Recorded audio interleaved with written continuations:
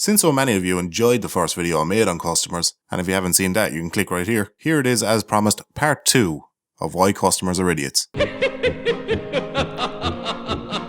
is not something you actually notice until you pay attention. When you're serving somebody and you ask them a question, they answer it and laugh. I'll give you an example. Here's your change and your receipt. Thanks very much. Ha ha ha ha. Well, what's funny? Oh, nothing. Ha ha ha ha. Okay, on a note completely unrelated to your creepy fucking laugh, I'm just going to go over here now. Now, I don't know if you've actually ever paid attention to this, and going forward, you're not going to be able to not notice people laughing for no fucking reason whatsoever. I swear they're fucking mental. You get these people, typically old fuckers. They come in and they purchase phone credit to top up their phone. But then they ask you to put it in for them. Like, yeah, I get it. You're old. Technology is not your friend. But are you really planning on living out the rest of your life never knowing how to top up your fucking phone? And let's face it, if you were able to get out of your house and make it to this shop safely, you have more than enough brain capacity to top up your own fucking phone.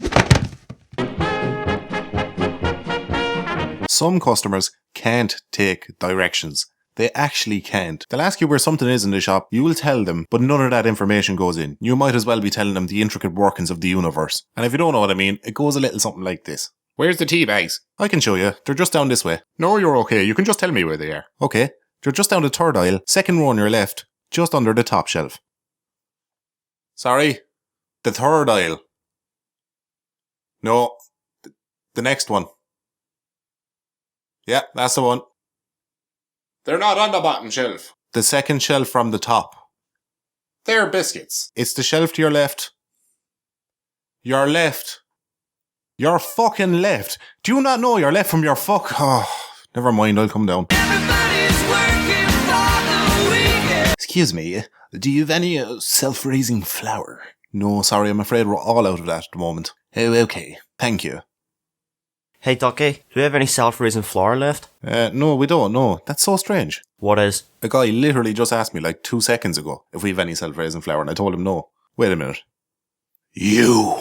Why do fucking people do this? Why bother ask me a question and then ask another staff member a question that's the exact same because you didn't like the answer I gave it? Do you not believe me? Do you think I'm so fucking incapable to know if we have flour left in the fucking shop or not? But as infuriating as this is, it's very satisfying to then go back up to the customer and go, no, like I said not 5 minutes ago, we do not have any self-raising flour left. Being able to do that is just like sex.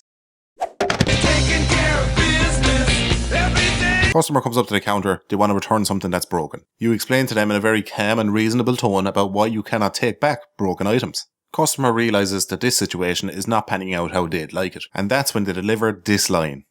I want to speak to your manager. First of all, I am not a fucking child.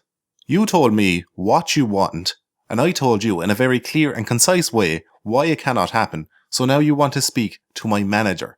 It's essentially you talking to me like I'm a fucking child, and now you want to speak to my parents. And secondly, he or she is just going to tell you the same thing. The only difference is they're wearing a shirt and a name tag that says manager on it. That's the only thing that's going to fucking change. This is another weird one that happens now and again as well. You'd serve somebody, you'd hand them back their change and the receipt, and they'll stand there at the counter for maybe 30 seconds, staring at the receipt.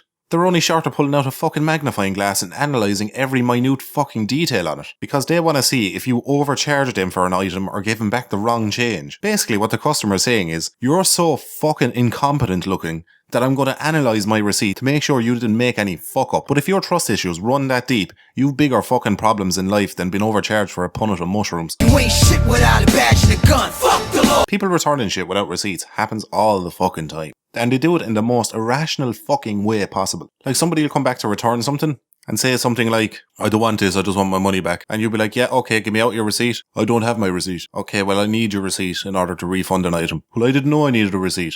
I'll stop it right there. Needing a receipt to return an item is not new and exclusive to this shop. This is how retail transactions happen everywhere in the fucking world. How did you not know that you'd need your receipt to return an item? So I'm calling bullshit on that. You knew full well and you're just chancing your fucking arm. In the hood, no respect for the ones. Fuck the law.